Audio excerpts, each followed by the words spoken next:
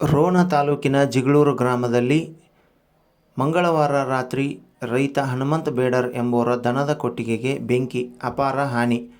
ಗದಗ ಜಿಲ್ಲೆಯ ರೋಣ ತಾಲೂಕಿನ ಜಿಗಳೂರು ಗ್ರಾಮದಲ್ಲಿ ಮಂಗಳವಾರ ರಾತ್ರಿ ರೈತ ಹನುಮಂತ ಬೇಡರ್ ಎಂಬುವರ ದನದ ಕೊಟ್ಟಿಗೆಗೆ ಬೆಂಕಿ ತಗುಲಿ ಅಪಾರ ಹಾನಿ ಸಂಭವಿಸಿದೆ.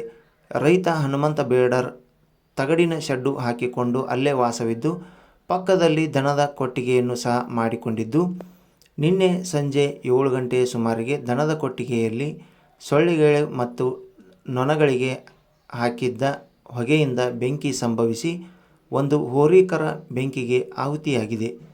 ದನದ ಕೊಟ್ಟಿಗೆಯಲ್ಲಿ ಜಮೀನಿನಲ್ಲಿ ಬೆಳೆದಿದ್ದ ಒಣ ಮೆಣಸಿನಕಾಯಿ ಮತ್ತು ಹೊಟ್ಟು ಮೇವುಗಳು ಸಹ ಸುಟ್ಟು ಕರಕಲಾಗಿದ್ದು, ಇನ್ನೂ 2 ಎತ್ತುಗಳಿಗೆ ಗಂಭೀರ ಗಾಯಗಳಾಗಿವೆ.